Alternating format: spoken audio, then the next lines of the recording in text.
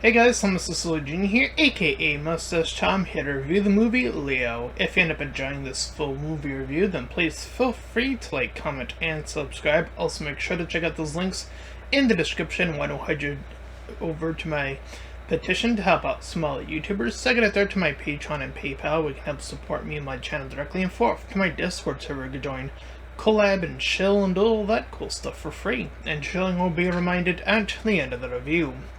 With all that out of the way, let's get into Leo. So, when I first saw this trailer and immediately heard that this was Adam Sandler, I was thinking, oh, this is going to be one of those movies.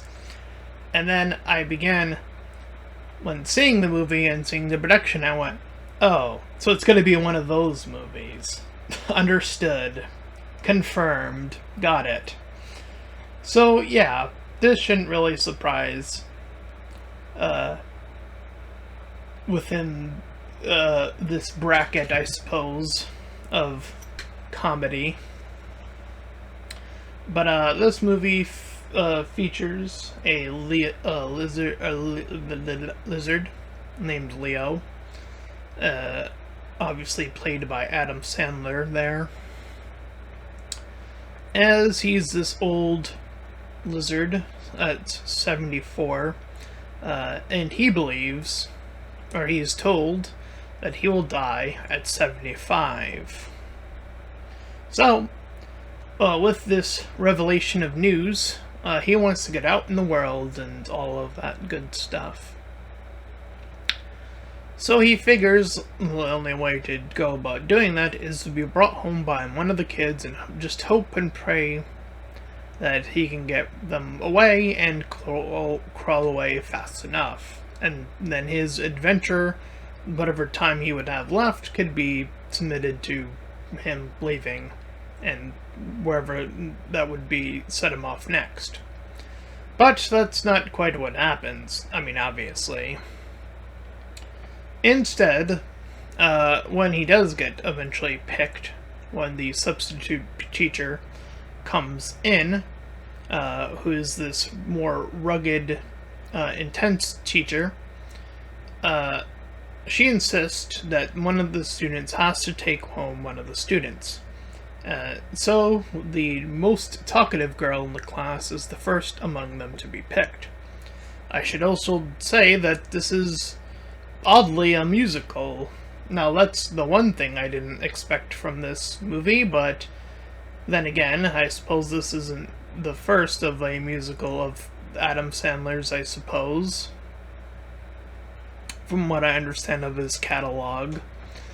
But then again, after hearing the writing, I can't say I'm either that surprised either by the lack of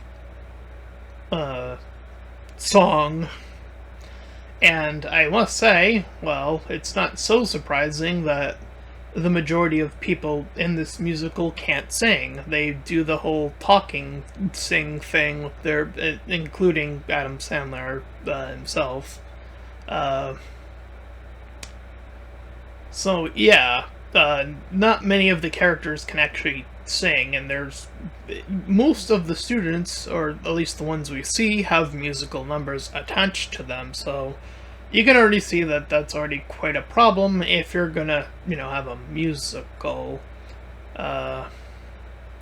And the dialogue isn't even punchy enough to even fit under the role of comedy either. It just comes across as very, not even just lowbrow, but just sigh heavy on top of being lowbrow. So yeah, this is very, very poor right out of the gate. And it only just significantly gets, I guess, slightly better, but not by a significant margin, by any significant meaning. Anyway, so as I was sort of alluding to, he gets grabbed home and is brought into the girl, and she's like asked away, and this gives Leo an opportunity to escape, and he makes it like nearly all the way across the room, but it takes him the majority of the time just to get there, and by the time he's nearly out, he is spotted and placed elsewhere, and thus he reveals that he can speak, and thus he must try to contain that he can speak to humans as a secret. And in the context of this world, I guess animals just have the capacity to speak. No magic, no pre-context, they can just speak. That's just the way it is, I guess. Anywho, not that I'm complaining, but whatever. So,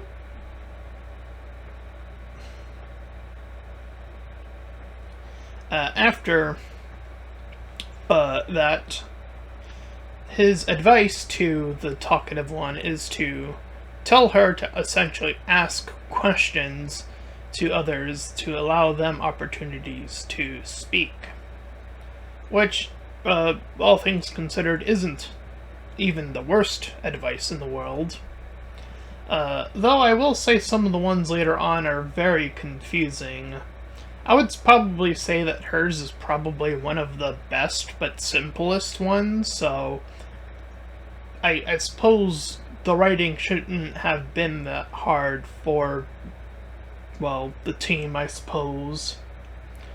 And thus, once he is brought back, because he's brought back to the class, he's then picked up by another student. This time around, it's a boy who is helicoptered parented by a drone. Now, I'm not sure.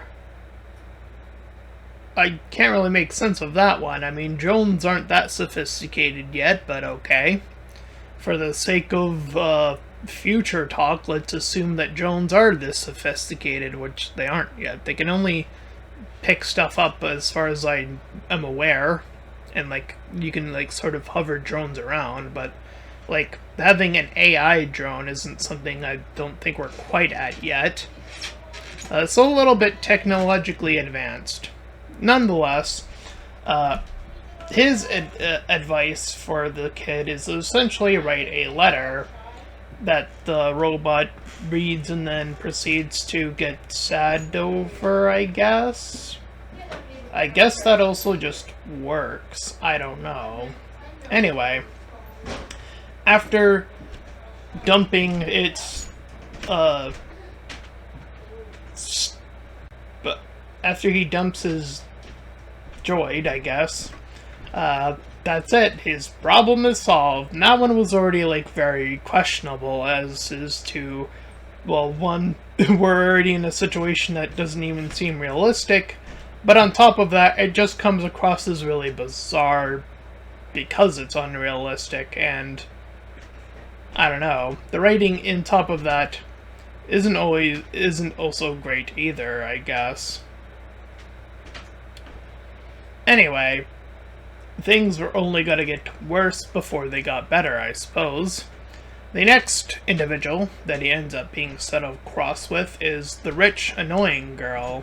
And by the way, at the beginning of the movie, I should have noted this as well, is that Leo and his teammate Turtle, played by Bill Burr, each assign each character their archetype, and I must say this is some of the worst writing you can ever put out there. You're essentially telling how much... You're essentially pre-assembling your own death warrant with this level of writing, essentially. And that's exactly what this writing does. You would think that this would be decent for setup and payoff. Well, no, it does quite the opposite. It goes like, oh, well, now that not only do I know the setup and payoff that you're gonna clearly attempt to do, but some of them, again, as I'm just now saying, don't even make that much sense anyway. Speaking of, we join the rich girl, in which his advice is to try to convince her that her parents are not that great. I'm not joking, that's essentially what he goes for, and this works. Okay, that's the most not American thing I've ever heard. So follow my logic here, right? You know, you're perceived as great when you make money. That's just how things work in America. I'm sorry, but that's real. Like, celebrityism is about being recognized for being great because you also simultaneously make a lot of money because of the job you do in being that type of celebrity, whether that being a action star or whatever type of star in relation to that. So, to be told your parents aren't that great is sort of the biggest lie I think I've ever heard in this movie. It's like, well, no, they clearly have to have done something to be that rich, right? I mean, it's not like they got their inheritance, like, passed down to them by someone else. Unless that is the case, which the writing didn't say, so I'm gonna assume that's not the case. And we even learned that the parent, the father anyways, is a doctor, which is, from my understanding, a very respectable job to have as someone in America is concerned. It's like, does Adam Sandler not know what it means to be great? I'm sorry? Well, I mean, I guess that does make sense. Actually, never mind. You know what? That checks out, because he's not that great of a comedian. I'm sorry. I went a far above in recognizing that. Nonetheless, again, this somehow manages to work out. And by the way, I have no clue what the mom does, but neither the less, this works, and she lowers herself to the others and becomes less annoying, I guess. Thus proceeding to a montage. So yeah, sorry for the cut. Anyway, as I was saying, there's a montage of him hanging out with the rest of the kids, and like a sort of smorgasbord song that goes along with them. Once done so, he has now talked to every kid, and the last remaining one is the bully, in which the turtle is the one that takes control of the situation, at least initially, until Leo just decides to help anyways, I guess. Point being is that everyone thinks that they're on their special little snowflake, and they're all calling Leo at certain points, and he's getting overwhelmed, and the turtle's getting jealous, and because he got treated wrong by the bully too, of his poor advice, or rather, technically, I guess, on his end, objectively right advice, but wrong in the term of species, but anyway, he gets jealous of Leo, so he decides to reveal that he can talk to everybody else.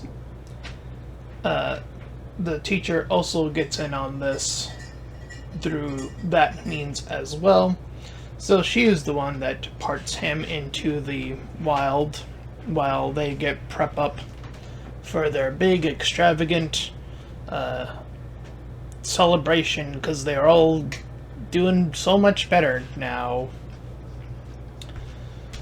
But they decide to go after Leo anyway, and this is where Leo discovers that he will live far past the age that he was told that he will live at, that being 75.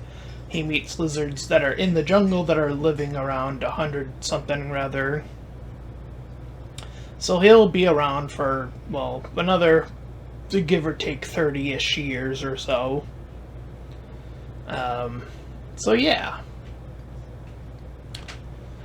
Thus, once he is eventually saved by the kids and the teacher as well, they bring him back, They all say their goodbyes, and the teacher says that she'll hang on to both the him and the turtle, as they will now go to a different school grade as she is becoming a permanent teacher, and that was essentially Leo.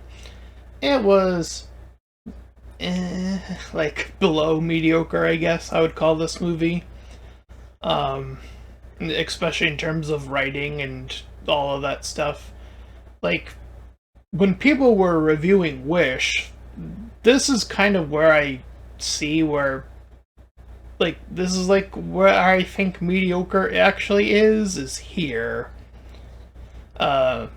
Wish was surprisingly consistent, if anything, which again, I'm not sure why there was so many criticisms of that movie. I'm confident that a lot of them are really poorly done. I wouldn't be surprised. But, I'd probably give this movie like a 4 out of 10. Like, it has some bits here and there, I suppose, but it's not great by any means of measure. Anyways, that's my full review of Leo. If you ended up enjoying it, then please feel free to like, comment, and subscribe. Also, make sure to check out those links in the description. And want to join to my petition to help out smaller YouTubers. So get it there to my Patreon and PayPal, where you can help support me and my channel directly. And fourth, to my Discord server, you can join, collab, and chill, and do all that cool stuff. And until next time, everybody, bye-bye.